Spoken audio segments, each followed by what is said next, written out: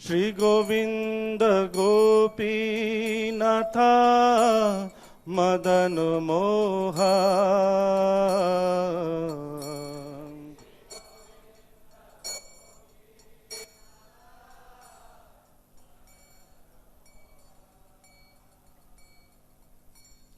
श्याम कुंड राधा कुंड गिरि गोवर्धन राम।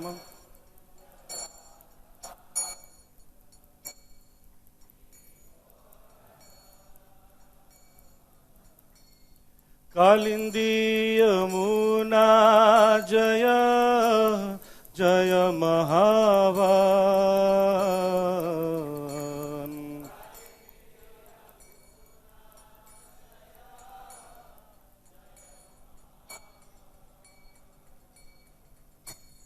केसी घाट वंशी but द्वादश कानन।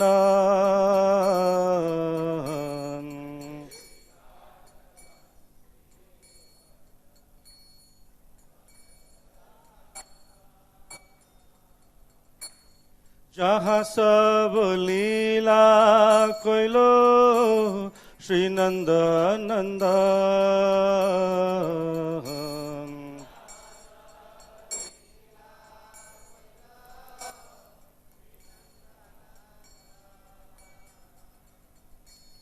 श्री नंद यशोदा जय जय गोपागण।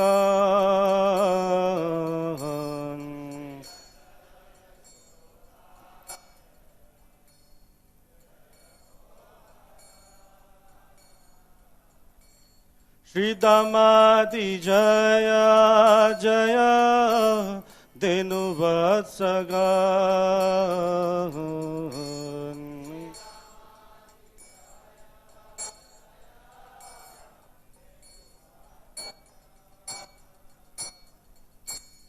जय वृषभानु जय कीर्तिदा सुंदरी।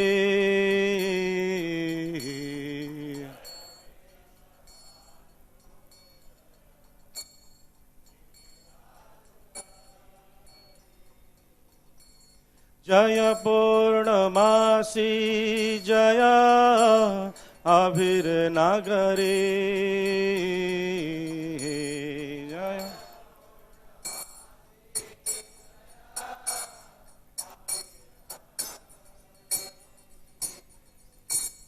जय जय जय गोपीश्वर वृंदावन मा।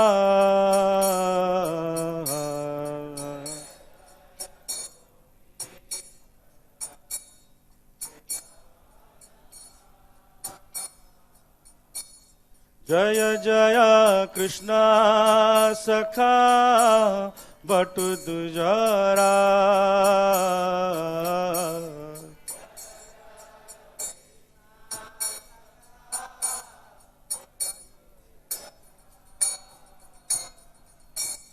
जय राम घाट जय रोहिणी नंदन।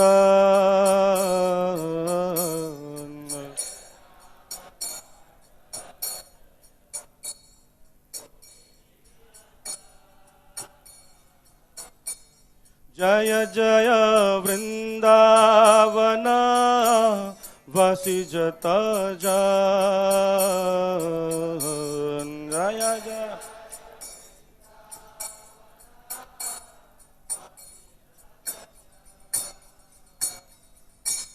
जय द्विज पत्नी जय नाग कन्यागण।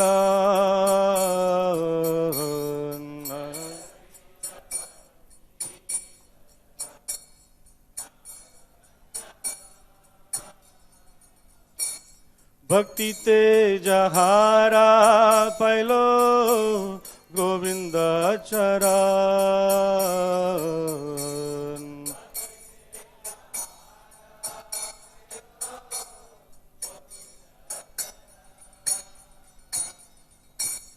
धीरासमण्डल जय जय राधाश्याम।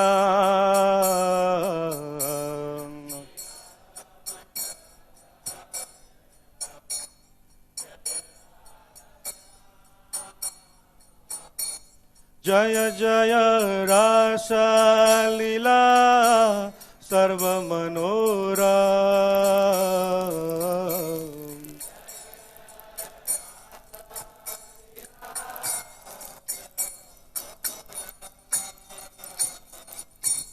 जय जय उज्ज्वल रस सर्वरसासार।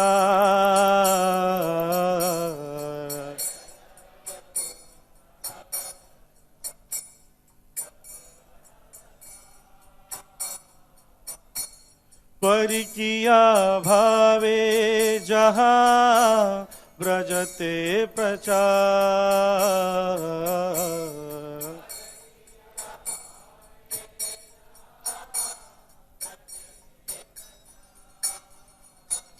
श्री जानवी पाद पद्म करिया स्मरण।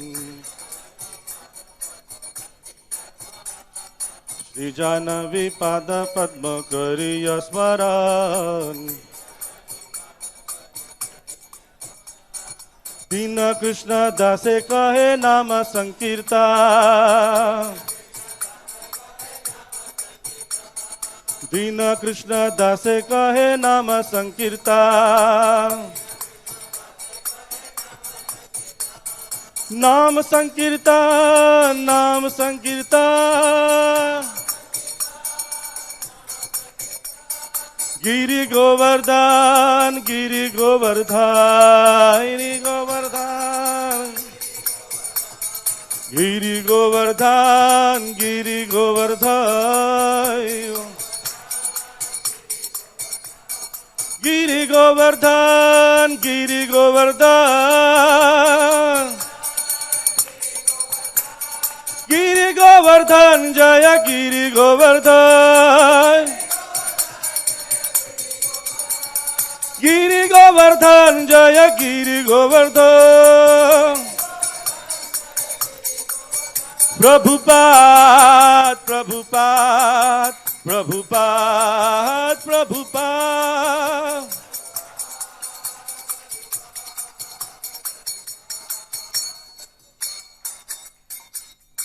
दाई गौरूपे मनंदे। जय ओम विष्णुपाद परमहंस परिवजकाचार्य अष्टोत्तर शतश्रीवांग्रेश अभय चरणारविंद भक्ति वेदांत स्वामी श्रील प्रभुपाद की। श्री श्री राधा पार्थ सत्य भगवान की। श्री श्री गौर निताय पंचतत्व की। श्री श्री सीताराम लक्ष्मण हनुमान की। श्री श्री प्रहलाद नरसिंह देव की। श्री श्री यशोदा भगवान की। निताय गौर प्रेमानंदे। तो आज विषय जो है बहुत सारे हैं चर्चा के लिए। वैसे तो कृष्ण भावनामृत में बहुत सारे विषय रहते हैं, आज बहुत सारे विषय हैं। तो मैं गोवर्धन पूजा के ऊपर थोड़ा कहना चाहूँगा और ये श्लोक है, लेकिन उससे पहले मैं चाहूँगा कि जितना मित्र प्रभु जो हैं थोड़ा सा गो पूजा गो क्रीड़ा के बारे में बताएं, फिर हम श्लोक आदि का चर्चा करेंगे कि प्रभु जी इसके बाद जाने वाले हैं थोड़ी देर। हरे कृष्ण, बहुत बहुत धन्यवाद। तो भगवान कृष्ण ने जब इंद्र याग को बंद कराया तो उन्होंने फिर जो चालू कराया वो गोवर्धन पूजा और ब्राह्मणों की पूजा और गौओं की पूजा, ये भगवान ने चालू कराई थी। तो हमारे इसमें वैष्णव कैलेंडर में गो पूजा लिखा है, लेकिन ब्राह्मणों की पूजा नहीं लिखी है। तो ब्राह्मणों की पूजा इसलिए नहीं लिखी है क्योंकि हम लोग स्वयं ही ब्राह्मण हैं या बनने जा रहे हैं, इसलिए। और समाज में जो दूसरे ब्राह्मण हैं वो इस तरह के ब्राह्मण नहीं हैं, इसलिए हम लोग ब्राह्मणों की पूजा नहीं कर सकते हैं, क्योंकि ब्राह्मण, ये समाज जो है ब्राह्मण बनने के लिए प्रभुपाद ने बनाया है। और जो गो पूजा है, तो गो पूजा का मतलब भगवान बताते हैं कि गौओं को हरी हरी घास खिलाई जाए। तो जब घास अपने हाथ से गौओं को हम खिलाते हैं और गौएं जो है खींच खींच करके घास को खाती हैं तो बहुत आनंद आता है। मैंने कभी गौशाला में गौओं को घास खिलाई है, तो वो जो है जब खाती हैं घास को और एक दूसरे को जो है धक्का दे करके और अपना मुंह जो है आगे करती हैं तो बहुत आनंद आता है। तो गो पूजा का मतलब ये है। और गो क्रीड़ा का मतलब है जो बैल होते हैं तो उनको भी गौ के ही स्तर का माना जाता है। तो गो क्रीड़ा का मतलब है कि बैलों को हल जोतने में लगाया जाए, तो ये जो है बैलों की क्रीड़ा है। और बलि दैत्यराज पूजा जो लिखा हुआ है, तो बलि दैत्यराज को जब भगवान वामन देव ने सुतल लोक का राज्य प्रदान किया था, तो उनको तो आदेश दिया कि आप अब यहाँ पर भोगों को भोगिए और मैं आपका जो है द्वारपाल बनूंगा। लेकिन गीता में भगवान कहते हैं नायम लोकोस्त यज्ञस्य कुतो न्याय कुरु सत्यम। कोई व्यक्ति यज्ञ नहीं करता है तो उसका जीवन फिर क्या है, जीवन का कुछ अर्थ नहीं है। तो उनके जीवन में यज्ञ तो होने चाहिए। तो भगवान ने फिर ये जो है नियम बना दिया कि जो लोग यज्ञ करेंगे, कैसे यज्ञ करेंगे, श्रद्धा के बिना यज्ञ करेंगे, श्रद्धा के बिना तपस्या करेंगे, श्रद्धा के बिना दान करेंगे, तो उसका जो फल है वो बलि महाराज को मिल जाए। इस तरह से बलि महाराज की जो है यज्ञ की व्यवस्था कर दी कि आपको बिना यज्ञ किए यज्ञ प्राप्त हो जाएंगे। आप अगर आप जप करते हैं और आपको नींद आ रही है तो वो जप का फल जो है आपको नहीं मिलेगा, बलि महाराज को मिलेगा।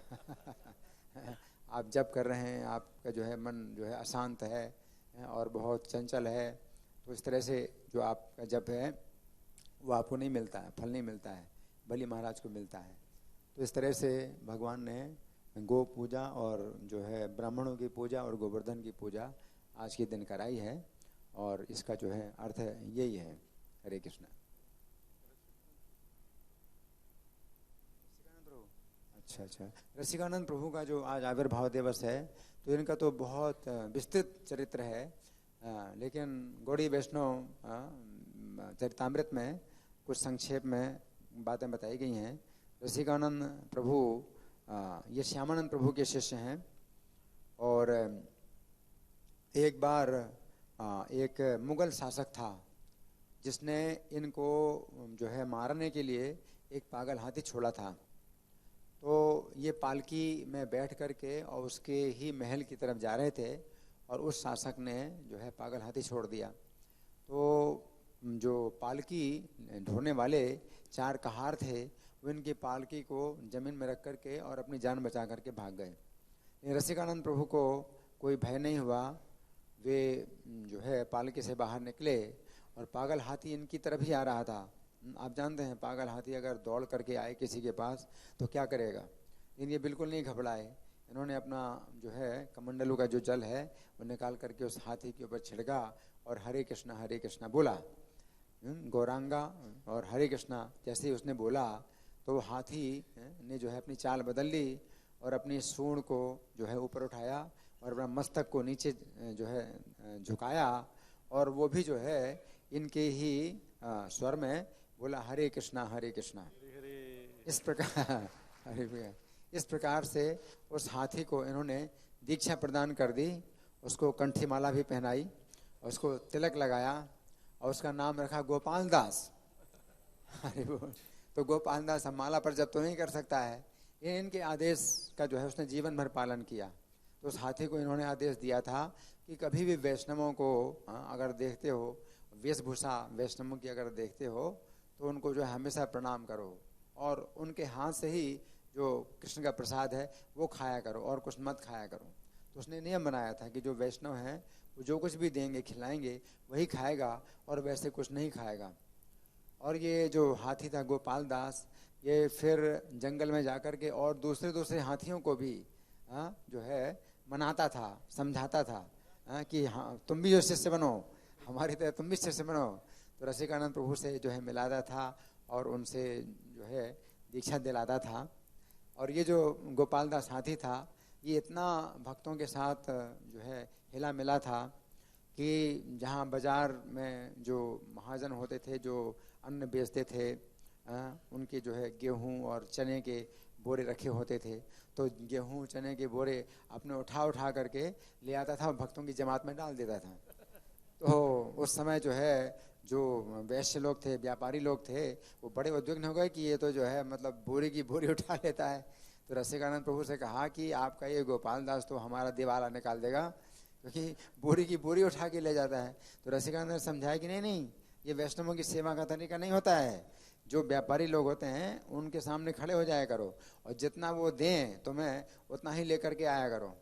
तो गोपाल दास ने जो है इनकी बात को मान लिया, तो वहाँ पर जो व्यापारी लोग होते थे उनके सामने खड़ा हो जाता था और जो अपना खुशी से जो कुछ दें वो लेकर के आता था।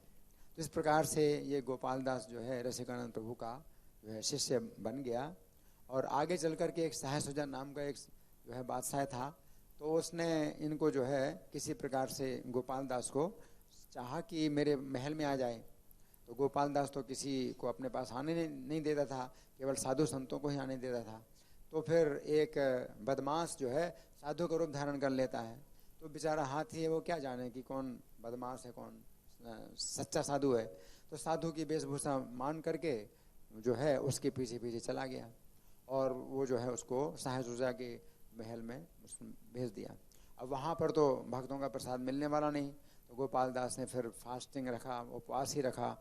फिर गंगा जी में स्नान कराने के लिए जो है जब इसको भेजा गया तो गंगा जी में जो है वो स्नान करने के बहाने गंगा जी में प्रवेश कर गया, अपना शरीर छोड़ दिया उसने, लेकिन और भक्तों के दिए हुए प्रसाद के अलावा उसने कुछ नहीं खाया। तो रसिकानंद प्रभु ने जो कुछ भी उसको बोला था उसका जीवन भर उसने पालन किया। रसिकानंद प्रभु के पास एक कनफटा योगी भी आया, तो वो अपनी जो है सिद्धाई दिखाना चाहता था। तो शेर के ऊपर बैठ करके वो आया और ये दिखाना चाहता था कि तुम क्या ऐसा कर सकते हो, मैं कितना बड़ा योगी हूँ, देखो शेर के ऊपर बैठ करके आ रहा हूँ। तो उस समय नदी के पुलिन के ऊपर बैठे हुए थे, एक पट्टी होती है दीवार की पट्टी, उसके ऊपर बैठे हुए थे। तो इन्होंने जब देखा कि अपनी सिद्धाई दिखा रहा है तो उन्होंने उस पट्टी दीवार को ही आदेश दिया कि चलो इस कनफटे योगी के पास चलो। तो दीवार ही चलने लगी। जब दीवार ही चलने लगी तब वो कनफटा योगी जो है वो मान गया और वो इनके चरणों में गिर गया। और इन्होंने जो है मतलब उसको समझाया कि ये सिद्धियां दिखाने से कुछ फ़ायदा नहीं है और किस तरह से वैष्णव बनना चाहिए, उसको भी अपना शिष्य बनाया। तो रसिकानंद प्रभु का इतना प्रभाव था, इनका बहुत विस्तृत चरित्र है, तो हमने कुछ आपको बताया रसिकानंद प्रभु के बारे में। हरे कृष्ण। रसिकानंद प्रभु की हम श्लोक का उच्चारण करेंगे। हंताय मद्रिबला हरिदास भर्यो यद राम कृष्ण चरण स्पर्श प्रमोदः मानं तनोति सह गो गणयोस तयोर्य पानीय सुयवस्कंदर कंदमूलः हंताय मद्रिबला हरिदास वर्यो यद राम कृष्ण चरण स्पर्श प्रमोदः मानं तनोति सह गो गणयोस तयोर्य पानीय सुयवस्कंदर कंदमूलः हंताय मद्रिबला हरिदास वर्यो यद राम कृष्ण चरण स्पर्श प्रमोदः मानं तनोति सह गो गणयोस तयोर्य पानीय सुयवस्कंदर कंदमूले।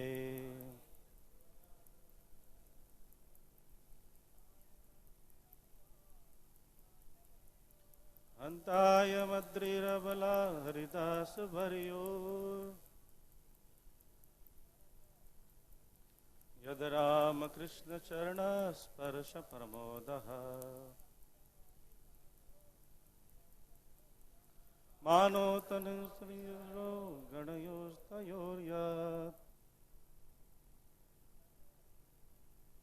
पानीय सूयस्कंदर कंदमूले।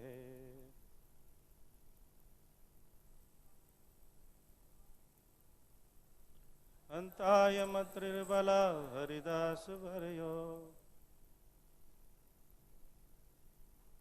यद राम कृष्ण चरण स्पर्श प्रमोदः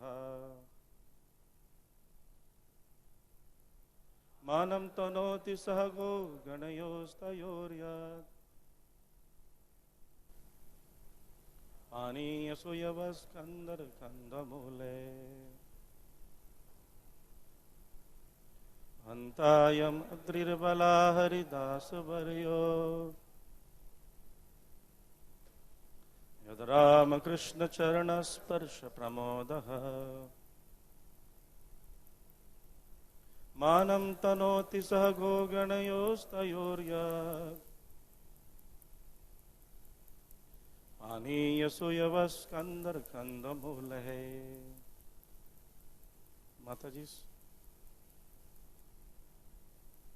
माताजी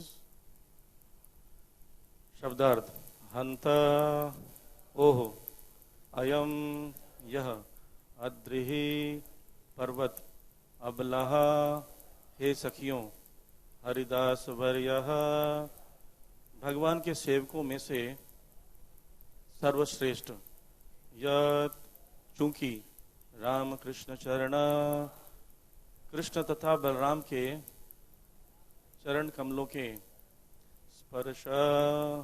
स्पर्श से प्रमोद हर्षित मानम आदर तनोति प्रदान करता है सह साथ गोगणयो गौवें बछड़े तथा ग्वाल बाल के तयो उन दोनों यानी श्री कृष्ण तथा बलराम को यद क्योंकि आनिया पेयजल के साथ सुयवस अत्यंत मुलायम घास कंदर गुफाएं कंदमूलह तथा खाद्य कंदों से अनुवाद तात्पर्य डिवाइन ग्रेस अभय चरणारविंद भक्ति वेदांत स्वामी शिल प्रभुपाद के द्वारा शिल प्रभुपाद की यह गोवर्धन पर्वत समस्त भक्तों में सर्वश्रेष्ठ है।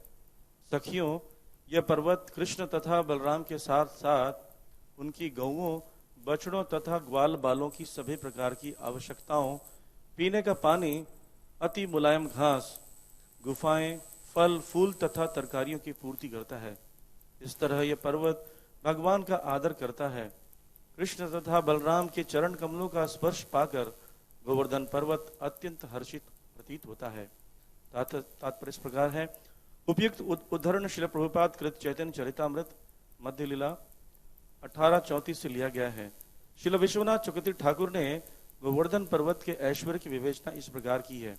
पानीय गोवर्धन पर्वत के झरनों से प्राप्त सुगंधित शीतल जल का घोतक है जिसे कृष्ण तथा बलराम पिया करते थे और जिससे अपने पांव और मुख धोया करते थे। गोवर्धन पर्वत शहद आम का रस तथा पीलू का रस जैसे अन्य पेय भी प्रदान करता है।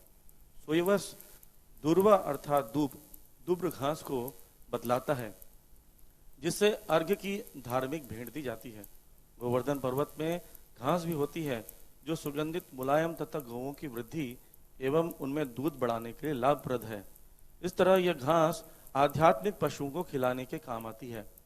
कंदर गुफाओं का सूचक है जहां कृष्ण बलराम तथा उनके संगी खेलते बैठते तथा लेटते थे। ये गुफाएं तब आनंद देती है जब या तो बहुत गर्मी हो या सर्दी हो या फिर वर्षा हो रही हो। गोवर्धन पर्वत में खाने के मुलायम कंद, शरीर सजाने के रत्न, बैठने के लिए समतल स्थान तथा चिकने पत्थर, चमकीले जल और अन्य प्राकृतिक वस्तुओं के रूप में दर्पण तथा दीपक प्रदान करता है। ओम अज्ञानतिमिरन्धस्य ज्ञानञ्जनाशलाकया चक्षुरुन्मिलितं येन तस्मै श्रीगुरुवे नमः। श्रीचैतन्य मनोभीष्टं स्थापितं येन भूतले स्वयं रूपः कदा मह्यं ददाति स्वपदान्तिकं। वन्देऽहं श्रीगुरो श्रीयुतापदकमलं श्रीगुरुन् वैष्णवांश श्रीरूपं साग्रजातं सहगण रघुनाथान्वितं तं सजीवं साद्वैतं सावधूतं परिजन सहितं कृष्ण चैतन्य देवं श्रीराधा कृष्ण पादान् सहगण ललिता श्री विशाखान्वितांश। हे कृष्ण करुणा सिंधो दीनबंधो जगत्पते गोपेश गोपिका कांत राधा कांत नमस्तुते। तप्त कांचन गौरांगी राधे वृंदावनेश्वरी वृषभानुसुते देवी प्रणमामि हरिप्रिये। वाञ्छाकल्पतरुभ्यश्च कृपा सिन्धुभ्य एव च पतितानां पावनेभ्यो वैष्णवेभ्यो नमो नमः। जय श्री कृष्ण चैतन्य प्रभु नित्यानंद, श्री अद्वैत गदाधर श्रीवासादि गौर भक्त वृंद। हरे कृष्णा कृष्णा कृष्णा हरे हरे, हरे राम राम राम हरे हरे। नमो विष्णुपादाय कृष्णपृष्ठाय भूतले, श्रीमते भक्तिवेदांत स्वामिनिति नामिने। नमस्ते सरस्वते देवे गौरवाणी प्रचारिणे, निर्विशेष शून्यवादी पाश्चात्य देश तारिणे। हरे कृष्णा। तो आज बहुत पवित्र दिन है, गोवर्धन पूजा। तो ये हमारे लिए बहुत ही उल्लास का दिन है, क्योंकि ज़्यादा फास्टिंग भी नहीं करनी पड़ती है और फीस्टिंग बहुत होती है ना। लेकिन साथ साथ में एक बहुत अच्छा मौका मिलता है श्री गोवर्धन जी का गुणगान करने का या सुनने का। तो सिर्फ कक्षा में नहीं, हमें दिन भर प्रयास करना चाहिए कि कहीं ना कहीं से श्री गोवर्धन जी के बारे में कुछ सुनने मिले, पढ़ने मिले, या कोई प्रवचन को आप MP3 के माध्यम से सुने। क्योंकि वैसे तो हम बार बार, हालांकि बहुत पास है, अगर पूरे विश्व का नक्शा देखेंगे तो उसमें ऐसा लगता है कि दिल्ली के अंदर है गोवर्धन जी, लेकिन थोड़ी दूरी है, 2.5 घंटे 3 घंटे का रास्ता है, और उतना नहीं जा पाते हैं। तो कम से कम उनका गुणगान कर सकते हैं और गुणगान करके उनका संग प्राप्त कर सकते हैं। तो इस श्लोक में ये जो अध्याय चल रहा है, गोपियों द्वारा कृष्ण के वेणुगीत के सराहना, इस अध्याय का शीर्षक है, 21वां अध्याय है। तो इसमें गोपी गीत, वेणु गीत के बारे में सराहना जो कर रहे हैं गोपियां, तो उसमें ये गोवर्धन जी का गुणगान हो रहा है। तो गोवर्धन जी का गुणगान हो रहा है, ये कैसे वेणु गीत के अंदर कैसे आता है? जितने भी भगवान वेणु जो बजाते हैं तो उनमें सभी लोगों का गुणगान होता है, खासकर भक्तों का, भगवान भक्तों का गुणगान करते हैं। तो ये गोपियां जो हैं, ये वेणु गीत को अलग अलग श्लोकों के माध्यम से प्रस्तुत कर रही हैं, अलग अलग गोपियां कर रही हैं। तो ऐसा लगता है कि ये जो श्लोक है ये श्रीमती राधा रानी बोल रही हैं और क्या कर रही हैं, गोवर्धन जी का गुणगान कर रही हैं, है ना। तो ये श्लोक ही बहुत ही महत्वपूर्ण है। इसमें ये शब्द प्रयोग किया गया है, हंत अयम। तो हंत का मतलब होता ओह, यहाँ पर प्रभुपाद जी शब्दार्थ में लिख रहे ओह, या ट्रांसलेशन में लिखा गया है भक्तों के द्वारा। तो ओ सूचक जो है वो विस्मयकारी है। जब कभी हम देखते हैं किसी वस्तु को, आश्चर्यजनक वस्तु को, तो ओह करते हैं, लेकिन कभी कभी किसी की महानता को देखकर आश्चर्य भी होता है।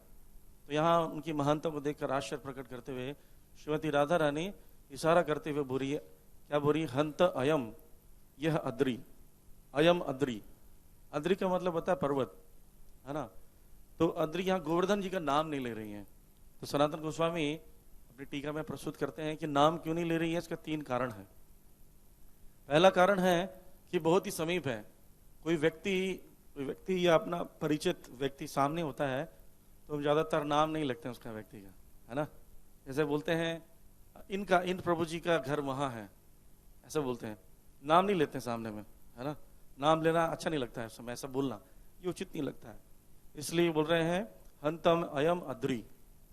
तो बोल रहे हे सखियों, अबलाओं, मतलब ये सखियां जितनी हैं उनको बोल रही हैं, ये जो सामने में गोवर्धन जी हैं ये क्या है? हरिदास वर्यो। और दूसरा कारण पास में थे, दूसरा कारण कि कृष्ण 24 घंटा इसमें विचरण करते हैं, 24 घंटा इसके साथ खेलते हैं, तो उनके हृदय में भी गोवर्धन रहता है। जैसे किसी का प्लेग्राउंड रहता है तो 24 घंटों प्लेग्राउंड के बारे में बात करता है, तो उनके लिए गोवर्धन अति प्रिय है, तो उनके हृदय में निवास करता है। और भगवान इनके साथ खेलते हैं, इसलिए हमें भी अत्यंत प्रिय है, इसलिए हमारे हृदय में, इसलिए निकट है, इसलिए निकट होने के कारण नाम भी नहीं लेती हैं।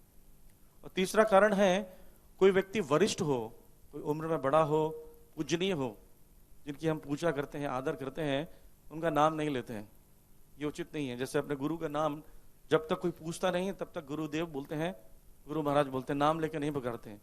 किसी भी वरिष्ठ व्यक्ति का नाम नहीं पुकारते हैं, प्रभु जी, है ना, माता जी, महाराज, ऐसे कहते हैं।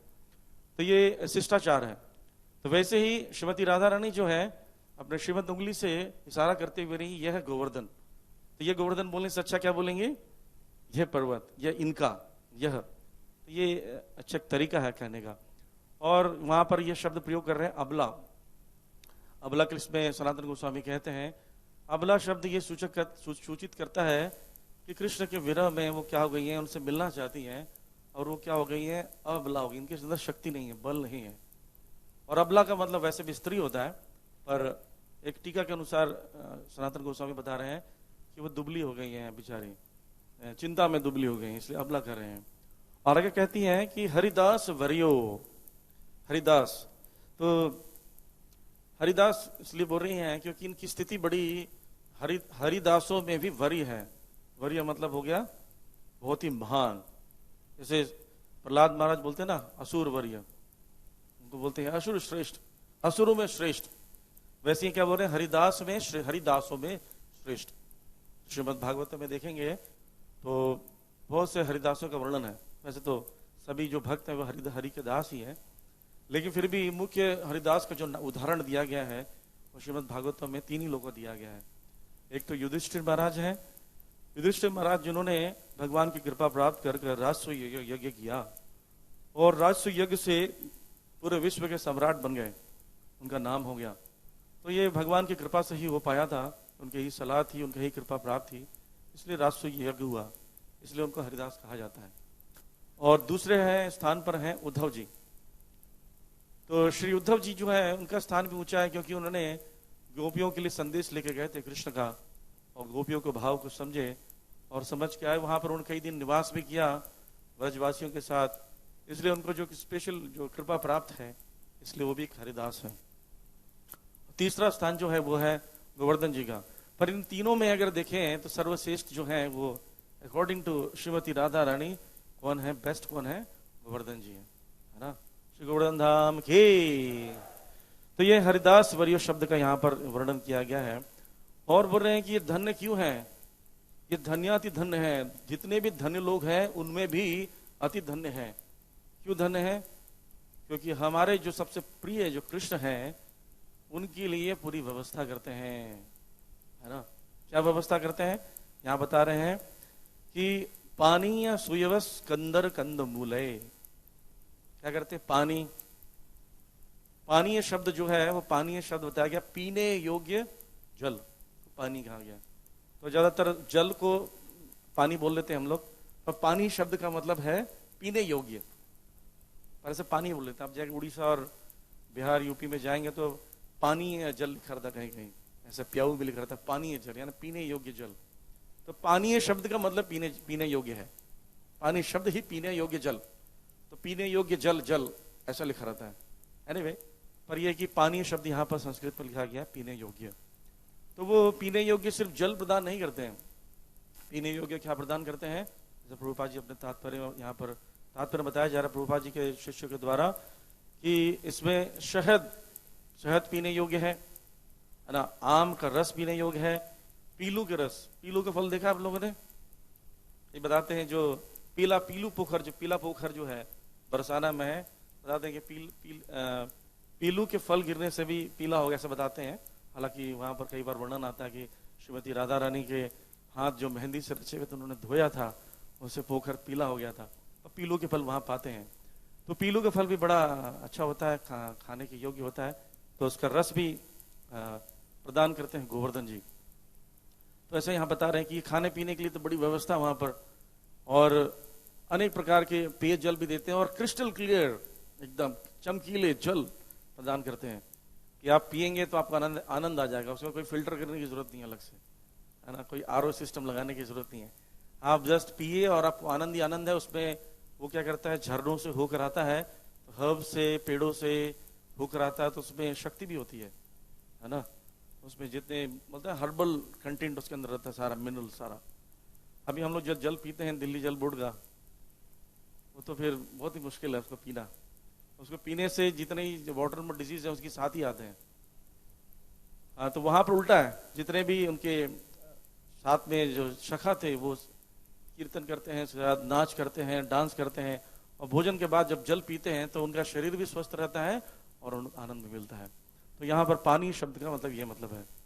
और मधु, आप पता ही है कि मधु जो है वो मधु तो ज्यादातर जो उनके सखा है वो निकाल के मधुमक्खियों के छत्ते से निकाल के खाते थे, ये कार्य था उनका।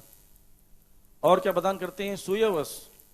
सुयवस का मतलब यहाँ पर है, सु मतलब अत्यंत, सुष्टु मतलब फ्रेश, एनर्जेटिक। वयस का मतलब हो गया घास। तो इतना जबरदस्त घास, एनर्जेटिक घास है, वो क्या करते हैं, वो खाते थे गाय, क्योंकि गौवों को चराने ले जाते हैं वहां पर। तो गौ में जब उनको खाती हैं तो क्या करती हैं, वो सुगंधित घास को खाने से सुगंधित दूध देती हैं। अब तो खैर दूध में सुगंध नहीं आता है ना, दूध में पानी मिलता है और केमिकल्स मिलते हैं, कभी कभी दूध नहीं होता, तो पता नहीं क्या होता है।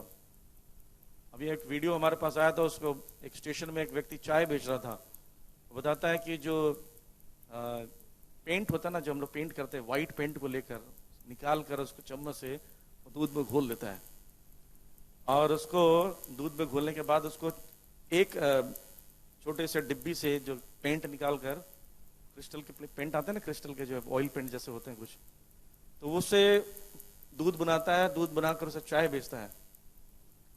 तो लोगों से फीडबैक लिया कि आपको कैसा लगता है, बोले ये चाय जैसा तो नहीं लगता, दूध जैसा नहीं लगता है, लेकिन क्या करें, स्टेशन में ही मिलता है। तो लोग पेंट को भी पी रहे हैं दूध समझकर, बड़ी बुरी स्थिति है। लेकिन वहां पर कैसी स्थिति है, गोवर्धन जी के कारण गोवर्धन जी क्या करें, सुयवस दे रहे हैं, है ना, अत्यंत ही सुंदर सुगंधित क्या कर रहे हैं, घास प्रदान कर रहे हैं, ताकि गौएं खाकर क्या करें, वो कृष्ण को अच्छा दूध प्रदान करें। तो गोवर्धन जी घास प्रदान कर कृष्ण की सेवा कर रहे हैं गौओं के माध्यम से, तो कृष्ण की सेवा कर रहे हैं। और क्या कर रहे हैं, कंदमूल दे रहे हैं। कंद और मूल, कंद क्या होते हैं, जो आप जानते हैं कंदमूल खाते हैं, मूल जड़ होते हैं, जड़ वो जैसे औषधि आदि होते हैं। कई जड़ ऐसे होते हैं कि डायरेक्ट उसको पीसने की जरूरत नहीं, ऐसे ही खा सकते हैं। मूल कंदमूल के समान होता है, तो वो स्वास्थ्य भी अच्छा करता है, भोजन का भी कार्य करता है, और क्या करता है, पुष्टि और आनंद प्रदान भी करता है। तो ये कंदमूल भी खाते हैं। और कंदर बोल रहे हैं, कंदर का मतलब गुफा। वहां पर गुफा है, जो गुफा क्या करती है कि व्यवस्था प्रदान करती है सखाओं को वहां पर रहने के लिए। जब लोग धूप ज्यादा होती है तो उसके अंदर बैठ जाते हैं, कभी सोने की इच्छा है तो लेट जाते हैं, या लुका छिपी का खेल खेलते हैं वहां पर, तो उनको गुफाएं चाहिए। सोचिए गोवर्धन जी कितनी सारी गुफाओं को कितना क्लीन और कितना परफेक्ट रखते होंगे कि कृष्ण इसमें आएंगे, खेलेंगे, है ना। हम किसी गुफा में घुसे तो हमें भयभीत रहते हैं कि सांप निकलेगा, डायनासोर निकलेगा, पता नहीं क्या निकलेगा वहां से। लेकिन कृष्ण जो है, कृष्ण के सखा है, बड़े उन्मुक्त होके खुश होकर उसके अंदर प्रवेश कर जाते हैं बिना भय के, क्योंकि पता है गोवर्धन जी कभी ऐसा कुछ नहीं करेंगे उनके साथ, है ना। और कृष्ण साथ में है, कोई चिंता नहीं है। तो इस प्रकार क्या कर रहे हैं, ये राधा रानी बोल रही हैं कि ये जो गोवर्धन है अति धन्याति धन है, क्योंकि क्या प्रदान कर रहे हैं, ये सब प्रदान करके कृष्ण को संतुष्ट करते हैं। और क्या करते हैं कि जब गर्मी होती है तो अपनी शिलाओं को क्या कर देते हैं, ठंडा कर देते हैं, है ना। हम चाहते हैं कि गर्मियों में एसी लगा रहे, कमरा ठंडा ठंडा रहे, है ना, कूल। तो वही प्रदान करते हैं। वो क्या करते हैं, जहां भी चरण रखेंगे वो सब स्थान का ठंडा रहेगा उनके लिए। गोवर्धन जी ये करते हैं। और जब ठंड का मौसम आएगा तो ठंड के मौसम हम मोजे पहनते हैं, कारपेट बिछाते हैं, तो वही करते हैं। वो क्या करते हैं, गोवर्धन जी उनके लिए अपने शरीर को ऐसा बना देते हैं, कारपेट की जैसा बना देते हैं कि जहां भी चलोगे आनंद ही आनंद, हरे हरे। तो ये व्यवस्था करते हैं गोवर्धन जी। तो इसलिए बोल रहे हैं कि क्या है ये, हरिदास वर्यो। तो हरिदास वर्यो की यहाँ पर हरि शब्द जो प्रयोग कर रहे हैं श्रीमती राधा रानी, कृष्णदास वर्यो नहीं बोल रही, हरिदास वर्यो बोल रही है। क्योंकि कोई हो सकता है कि कोई बोले कि कृष्ण का नाम ले रही हैं गोपियां, कृष्ण से प्रेम करती हैं, तो अपने भाव को छुपाते हुए वो क्या कर रही हैं, बोल रही हैं हरिदास वर्यो। हरि का मतलब होता है जो दुख का हरण करने। हरि शब्द तीन चीज को हरण करने वाले हैं, तीन चीज को हरण करते हैं। एक है दुख को, दूसरा है चिंताओं को, चिंता या दुख एक साथ बोल सकते हैं, और पाप को हरते हैं, है ना। पाप हरति स हरि, जो पाप को हरण करने वाले हैं। और साथ साथ में क्या हरण करते हैं, चित्त हरण करते हैं।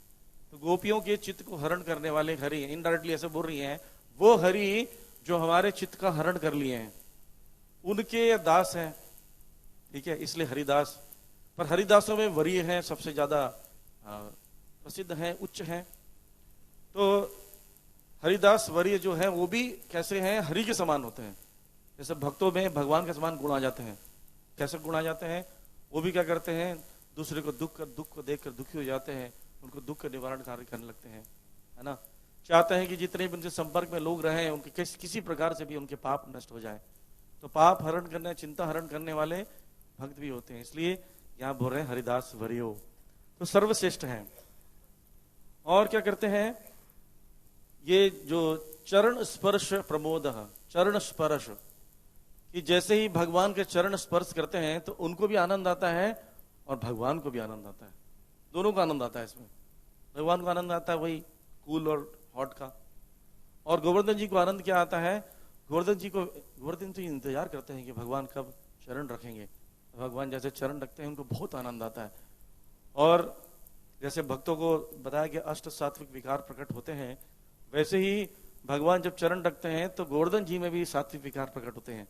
तो झरने जो हैं वो तेजी से बहने लगते हैं, रोमांच कंपाश्रु, अश्रु बहने लगते हैं। हाँ, और क्या होता है, रोमांच, रोम मतलब हमारे जो बाल हैं, अंश का मतलब खड़ा होना, रोमांच, रोम जो अपने स्थान पर क्या होते हैं, खड़े हो जाते हैं।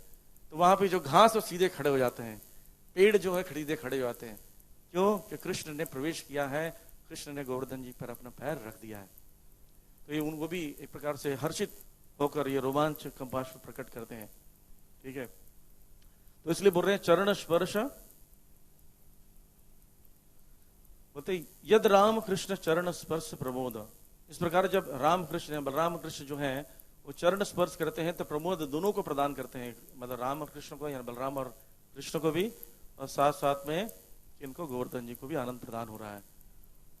और क्या देते हैं, और क्या करते हैं कि वो उनकी लीलाओं को, जैसे चरण शब्द को भी बताया गया है, वर्णन किया गया। चरण का मतलब होता है आचरण, चरण को अमर कोश में बताया गया है कि आचरण, और आचरण का मतलब होता है लीला, मतलब जैसा कार्य करे। भगवान का आचरण मतलब लीला, तो भगवान की लीलाओं को भी वो क्या करते हैं, आनंद प्रदान करते हैं, सपोर्ट करते हैं, हेल्प करते हैं भगवान को लीला करने में।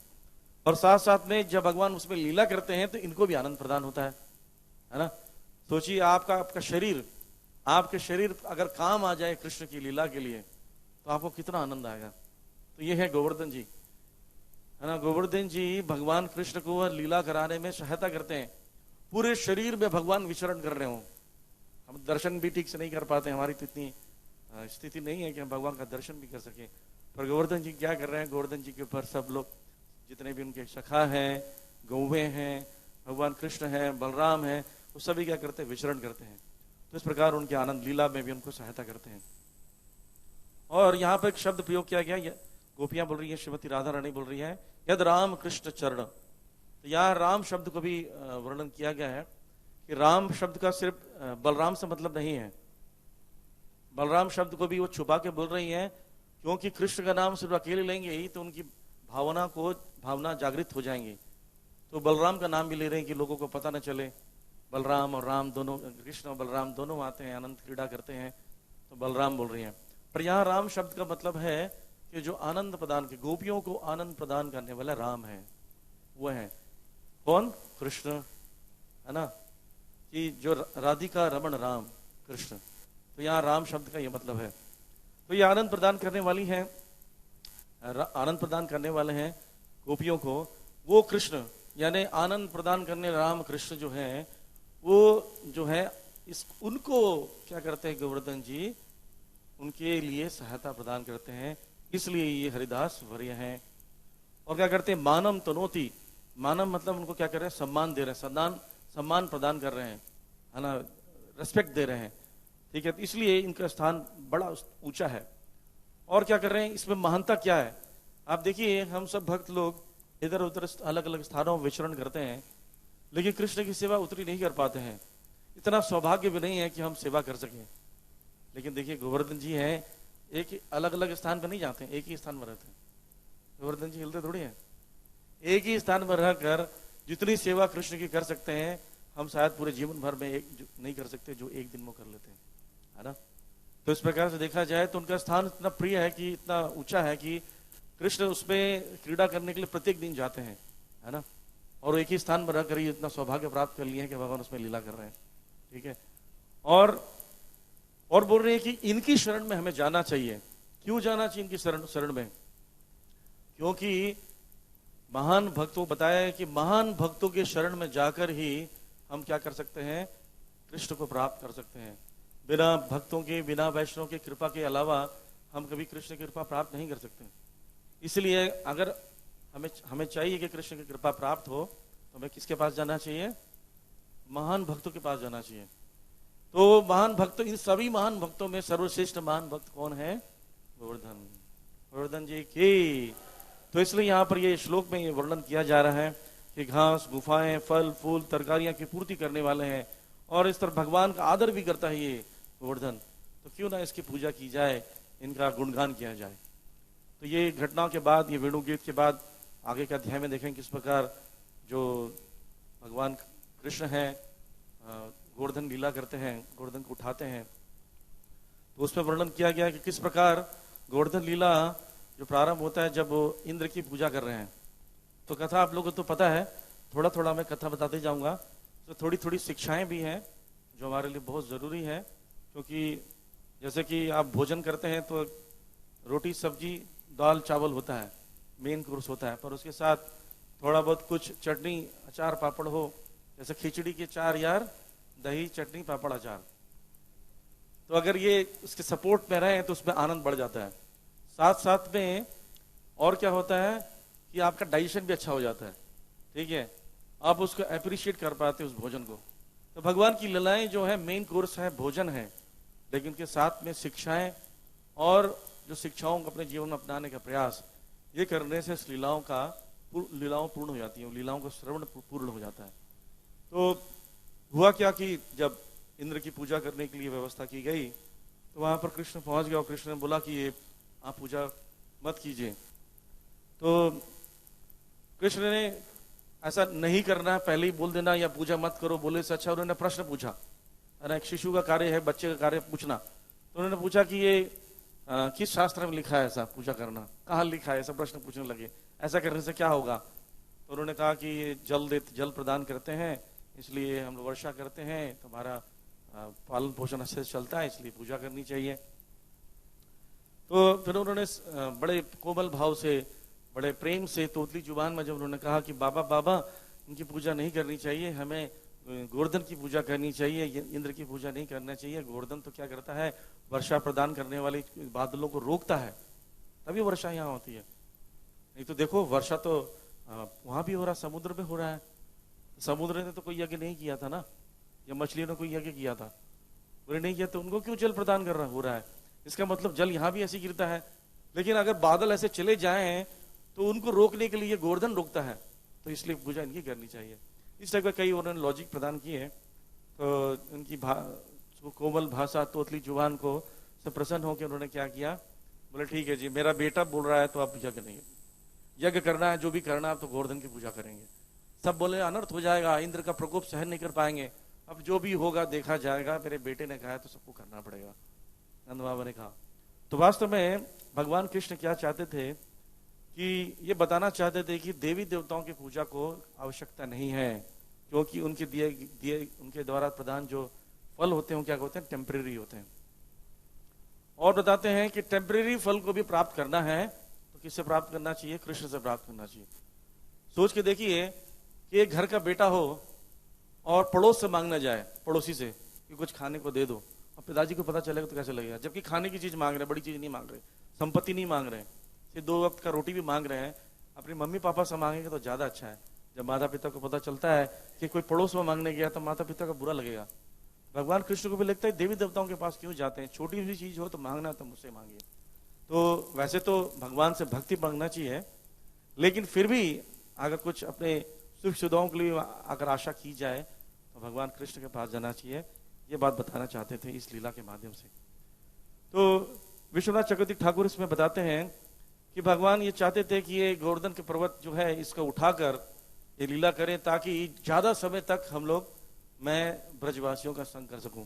क्योंकि एक समय वो क्या करते थे, ग्वाल बालों के साथ होते थे, तो एक समय गोपी के साथ होते थे, तो एक समय माता पिता के साथ, तीनों के साथ लगातार एक साथ पूरे 24 घंटे नहीं रहते थे। लेकिन एक ऐसा प्लेटफॉर्म है जहां पर 24 घंटा रह सकते हैं, है ना, वो कौन सा था, गोवर्धन को उन्होंने उठाया।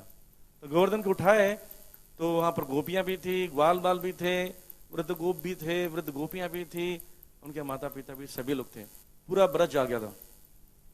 कोई बोल सकता है कि इतना छोटा सा पर्वत है, इसमें पूरा ब्रज कैसे आएगा? पूरा ब्रज तो अलग अलग गांव था, इतना दूर था। तो इसमें बताया गया है कि कृष्ण की इच्छा से गोवर्धन के पर्वत के, कृष्ण हरिवंश ग्रंथ में बोलते हैं कि कृष्ण कहते हैं कि पूरा तीनों लोक के जितने भी जनता है वो सारे गोवर्धन के नीचे आ सकते हैं। गोवर्धन की महिमा इतनी ऊंची है ना। ब्रजवासियों को क्या कहना, तीनों लोक के लोग इसमें निवास कर सकते हैं, इतना महान है गोवर्धन। तो श्रीधर स्वामी कहते हैं कि 6 और रीजन्स थे जिनको कट करने के लिए कृष्ण ने ये गोवर्धन लीला की थी। पहले बताए थे कि कर्म जो है वो सिर्फ कर्म पूर्ण नहीं होता है, कर्मकांड पूर्ण नहीं होता है, भक्ति भी जरूरी है। और बताया गया कि जो आत्मा है सुप्रीम कंट्रोलर नहीं है, दूसरा कृष्ण जो है सुप्रीम कंट्रोलर है। और बताते हैं 3 गुण जो है वो सुप्रीम कंट्रोलर नहीं है। वर्षा, देखिए वर्षा गिरी तो उससे कोई सब लोग डरे हुए थे, लेकिन भगवान ने उनसे भी रक्षा की। तो बता रहे हैं कि ये 3 मूड्स भी है, वो भी कंट्रोलर नहीं है, उसके ऊपर भी कोई कंट्रोलर है। और बताते हैं कि जो भगवान जो है वो तीनों गुणों से परे होते हुए कर्म से परे हैं। ये चौथा रीजन बताया। पांचवा रीजन बताते हैं कि भगवान जो है वो सुप्रीम है और इंडिपेंडेंट है, वो किसी चीज पर डिपेंडेंट नहीं है। और क्योंकि उन्होंने पर्वत उठा के दिखाया 7 दिन 7 रात, और इतनी घनघोर वर्षा में, इतनी खतरनाक वर्षा में सारे ब्रजवासियों की रक्षा की, एक भी बूंद जो पानी जो नीचे नहीं आ पाया, क्योंकि चक्र प्रकट हो गया, चक्र ने उनको सुखा दिया। तो इस प्रकार देखते हैं कि भगवान कृष्ण जो है अपनी इस लीला के माध्यम से कई शिक्षाएं दे रहे हैं हम लोगों को, क्योंकि सिर्फ लीला वाली बात नहीं है, इसमें शिक्षाएं भी है। और बताते हैं कि 10वें स्कंद में ही 25वां अध्याय 5वां श्लोक है, उसमें जब इंद्र ने देखा कि ये जो इनकी बात में आ गए, एक बच्चे की बात में आकर इन्होंने क्या किया, यज्ञ बंद करा दिया मेरा, मैं इनको छोड़ूंगा नहीं, ऐसा क्रोधित हो रहे हैं। तो श्लोक बोलते हैं वाचालम बालिशम स्तब्धम अज्ञम पंडित मानिना कृष्ण मृत्य उपाश्रित गोप बे चाक्रु अप्रियम। इंद्र बोल रहे हैं, क्या बोल रहे हैं? वाचालम, ये तो ऐसे बोलने वाला है, बच्चा है, बोलता रहता है। बालिशम क्या है? ज्यादा कुछ नहीं, छोटा सा बच्चा है। स्तब्धम, स्तब्धम का मतलब यहां पर बोल रहे हैं कि ये कोई बहुत ही ऊंचा व्यक्ति नहीं है ना, छोटा व्यक्ति है। अज्ञम, इसको कुछ ज्यादा ज्ञान नहीं है ना। और पंडित मानिना, अपने आप का इतना बड़ा घमंड है, अपने आप को बोलता है कि पंडित है, इसकी बातों में आ गए। इंद्र ऐसे बोल रहे हैं, बोलते कृष्ण मर्त्य उपाश्रितम, ये क्या है? मनुष्य का शरीर धारण करने वाला व्यक्ति है, ये तो मनुष्य के समान है, मनुष्य है, और इसकी बातों में आगे बताओ। गोप में चाक्रु अप्रियम बोलते हैं, बोले ये गोप क्या कर रहे हैं, मेरे खिलाफ अलग अप्रिय कार्य कर रहे हैं, गलत है। तो श्रीधर स्वामी इसमें कहते हैं वाचलम का मतलब उसका बताते हैं, सरस्वती जी इनके मुख से, इंद्र के मुख से उल्टा गुणगान कर रहे हैं, इनडायरेक्टली बोले वाचलम मतलब बोलते हैं सारे जितने भी भगवान जो सारी चीजों के सोर्स हैं, जितने भी स्क्रिप्चर्स, जितने भी शास्त्र हैं, भगवान उसके क्या है? सोर्स हैं। तो इसलिए वाचलम बोलना ठीक बोला उन्होंने, इंद्र ने ठीक ही बोला था। बालिशम, बालिशम का मतलब चाइल्ड, लेकिन क्या बोलते हैं कि ये क्या कर रहे हैं? तीनों गुणों से परे हैं, इसलिए क्या है? बिल्कुल उनके अंदर कोई दोष नहीं है, इसलिए बच्चे के समान है। स्तब्धम बोलते हैं वो किसी के सामने झुकते नहीं है, बड़ा स्तब्ध है, स्तब्ध होकर रहते हैं, खड़े रहते हैं, क्योंकि किसी के सामने झुकने की जरूरत ही नहीं है इनको। सुप्रीम पर्सनालिटी ऑफ गॉड, किसी के सामने झुकने की क्या जरूरत है? बोलते अज्ञम, अज्ञम, अज्ञम मतलब इनको कुछ पता नहीं है, इनको कुछ पता करने की जरूरत नहीं है, एक्चुअली ये मतलब है, क्योंकि इनको सब कुछ पता है ना। तो जिनको सब कुछ पता है उनको कुछ पता करने की जरूरत नहीं है। पंडिता मानिना बोलते हैं कि लोग बड़े बड़े पंडित भी इनको सम्मान देते हैं, ये इसका मतलब निकाल रहे हैं। अब बोलते हैं क्या है? कृष्णम बोलते हैं कृष्ण क्या है? मृत्यु नहीं है, ये क्या है? सारे मृत्यु लोग के शेल्टर हैं, जितने भी संसार में जो लोग मृत्यु को प्राप्त करने वाले सबके शेल्टर हैं। तो इस प्रकार इनडायरेक्टली सिद्धेश्वर स्वामी क्या बता रहे हैं कि इंद्र के द्वारा क्या हो रहा है? गुणगान हो रहा है। और सिद्धेश्वर स्वामी क्या कहते हैं कि कृष्ण ने वचन लिया था कि कौन तया प्रतिजानी नामे भक्त प्रदर्शति, बोलते हैं ना 9:31 में बोलते हैं भगवद गीता में कि मैं, मेरे भक्त का विनाश नहीं होता है। तो इसलिए कोई प्रश्न पूछ सकता है कि उस दिन जब गोवर्धन पर्वत को उठाया गया, इतनी घनघोर वर्षा हुई, तो बलराम जी अनंत शेष रूप में प्रकट क्यों नहीं हो गए? और प्रकट होकर उन्होंने क्यों नहीं पूरी रक्षा की वर्षा से, है ना? या पर्वत को अपने सिर पर क्यों उठा लिया? तो बोलते हैं क्यों? क्योंकि कृष्ण ने ये वचन लिया था कि मैं रक्षा करूंगा स्वयं भक्तों का, इसलिए कृष्ण ने पर्वत को उठा लिया। अब पर्वत को उठा लिया तो कई लोग आप जानते ही हैं कि जितने भी वहां पर उनके सखा थे, गोप थे, गोपियां थी, वो सब सोचने लगे कृष्ण कितने देर तक उठाएगा, है ना। कई लोग क्या करने लगे, जो उठाए हुए हैं तो कई लोग उनके मसाज कर रहे हैं हाथ का, है ना, दर्द हो गया होगा उसका शायद, थोड़ा मसाज कर देते हैं। कई गोप जो थे वो वृद्ध गोप लकड़ी लगाए हुए हैं, चिंता मत करो हमने भी सपोर्ट कर रखा है, तुम थक जाओ तो हमें बता देना, ऐसे किए जा रहे हैं। और कई गोप जो भी उनके फ्रेंड्स हैं जो उनके, वो भी बड़े आश्चर्यचकित भी हो रहे हैं, और कई लोग बोल रहे हैं कि चिंता मत करो, तुम थक जाओ ना, हमें दे देना, हम पकड़ लेंगे, के बाद हमारी बारी है, बारी बारी से कर लेंगे। ऐसे तो गेम में करते ही है ना, डेली, तो ऐसे करके उनको सब कर रहे हैं। तो ऐसा होने के कारण क्या हुआ, जब वो गोवर्धन पर्वत को उठा लिए और इंद्र ने सबको घनघोर वर्षा की और बड़ी बड़ी बूंदें गिरी, लेकिन बूंदें नीचे नहीं गिर पा रही थी। कृष्ण कृपा से क्या चक्र के द्वारा सारा सोख लिया गया, और बाद में जब शांत हो गए तो भगवान ने गोवर्धन पर्वत को जब नीचे रख दिया, गोवर्धन पर्वत को रख दिया, तो कई लोगों ने सब आगे सब, जैसे कोई बहुत बड़ा कार्य करते हैं तो सब गले मिलते हैं तो अलग अलग भावनाएं होती हैं। तो जितने वरिष्ठ थे वो उनके सर चूमने लगे, कृष्ण तुमने कितना अद्भुत कार्य किया है, सिर चूमने लगे और आशीर्वाद देने लगे, ऐसे ही करते रहो, बहुत अच्छा किया तुमने, रक्षा की। जितने भी फ्रेंड्स थे वो आने लगे, वो गले मिलने लगे और हंसने भी लगे, मजा आया ना, कितना मजा आया, हम लोग ऐसे कर रहे थे, बीच में तुम्हारा हिला था ना, मैंने डंडा लगाया था, चिंता मत करो, तो ऐसे कुछ जोक्स कर रहे थे उनके साथ। और जितने भी वो थे जो उनसे निम्न स्तर के थे, छोटे थे, या जो उनको महान मानते थे, पूजा करते थे उनकी, वो क्या करने लगे, उनके चरणों को दबाने लगे, इनके पैर भी तो थक गया होगा, 7 दिन तक खड़े थे, ऐसे करके करने लगे। और इसके बाद सभी लोग धीरे धीरे जाने लगे, और कुछ समय के बाद देखते हैं कि इंद्र को पता चला कि ये तो गड़बड़ हो गया, सारा कुछ वैसे के वैसे, कुछ असर नहीं पड़ा इनको, क्या किया जाए। बोलते अब तो बहुत गड़बड़ हो गया, पता नहीं कृष्ण क्या करेंगे मेरे साथ, मैं कृष्ण के पास कैसे जाऊं। तो ब्रह्मा जी के पास जाते हैं, ब्रह्मा जी बोलते हैं, उनका नाम है गो ब्रह्मण हिताय च, गाय को लेकर जाओ, सुरभि गाय को लेकर जाओ। सुरभि गाय को लेकर गए, तो सुरभि गाय को लेकर तो इंद्र, शिव, ब्रह्मा सभी लोग वहां प्रकट हो गए, देवी देवताएं, अप्सराएं सब प्रकट हो गए। बताया जाता है कि वहां पर गोवर्धन हिल ने बहुत सुंदर सिंहासन बनाया। अब देखिए कैसा सुंदर वर्णन किया गया है, बहुत सुंदर सिंहासन प्रकट किया। वरुण देवता जो है वो एक छत्र प्रकट किए, ठीक है, वो छत्र जो था डायमंड से बना हुआ था, उसमें पोल्स लगे हुए थे, और कृष्ण के सिर पर रख दिया। वायुदेव ने क्या किया, चामर ले आए और कृष्ण को पंखा करने लगे। चंद्र ने क्या किया, बहुत बड़ा मिरर ले आए, कृष्ण अपने आप को देखें कितने सुंदर लग रहे हैं।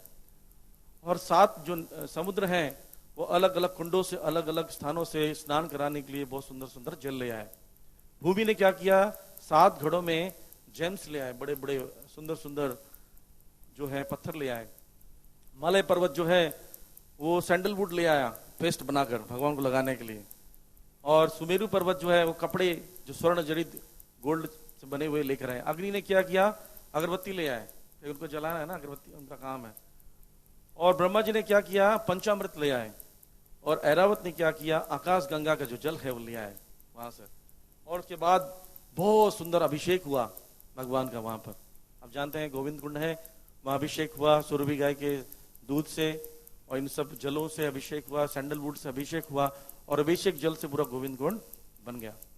तो ये सब करने के बाद, चामर उमर करने के बाद, उन्होंने क्या किया, उनको जब सब कुछ सामान वहां छोड़ दिया, तो बाल सखा जो थे वहीं पर थे, उन्होंने सब देखा था, वो क्या किए, पास गए और सारा सामान उठा लिया।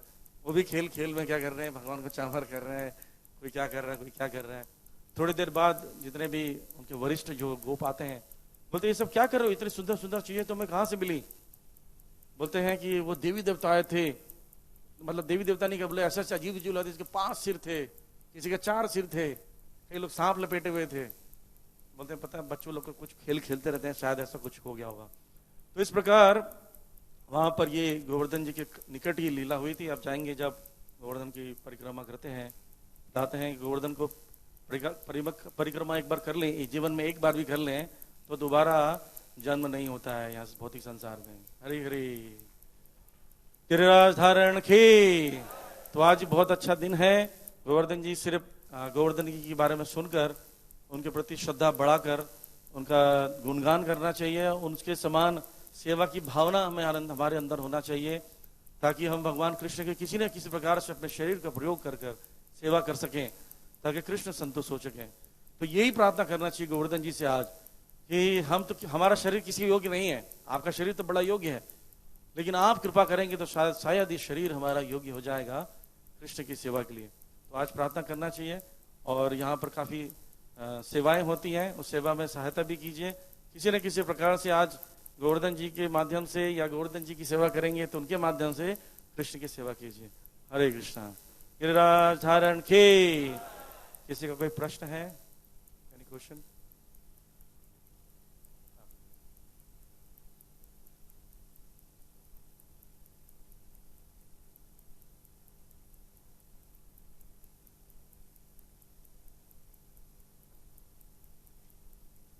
बता रहे हैं गोवर्धन, पूछ रहे हैं गोवर्धन कितना ऊंचा था।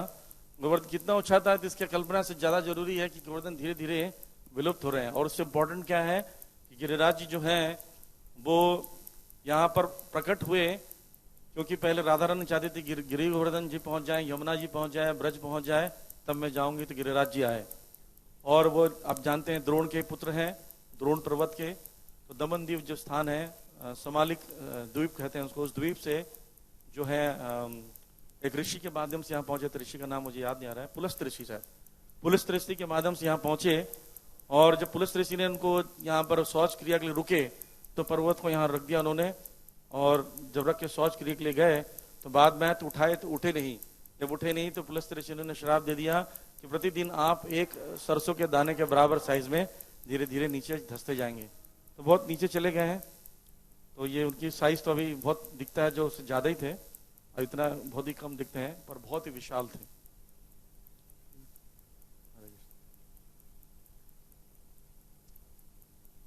बता रहे हैं कि ये 8 योजन जो लंबे थे, और 5 योजन चौड़े, और 2 योजन ऊंचे।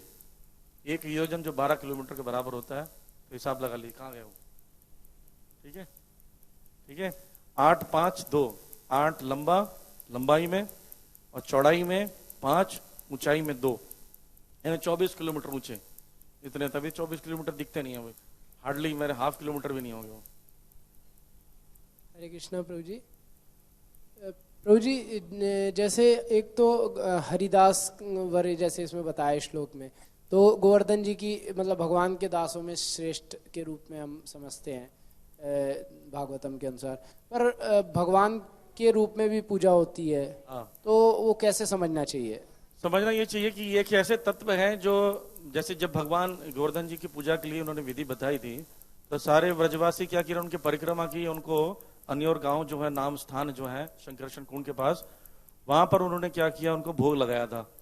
तो भोग लगाया तो पर्वत के रूप में भगवान क्या करे, भगवान उसमें प्रवेश कर गए उस गोवर्धन पर्वत के अंदर, और उन्होंने क्या किया, सारा भोग स्वीकार किया। इसलिए गांव में वहां पर बार बार ये शब्द सुनाई दे रहा था, अन्योर अन्योर, और लेकर आओ, आनी और, आनी मतलब लाओ, और लाइए, और लाइए। तो बाद में तुलसी दल जब प्रदान किया गया तो संतुष्ट हुए। तो वो गोवर्धन शिला भक्त भी हैं, भगवान भी हैं, क्योंकि भगवान उसमें प्रवेश कर गए थे, इसलिए उनकी दोनों रूप में पूजा होती है। ठीक है, वो शिला को विष्णु तत्व के रूप में भी पूजा करते हैं, एज वेल एज वो भक्त भी हैं। ठीक है, हरे कृष्ण। श्रील प्रभुपाद की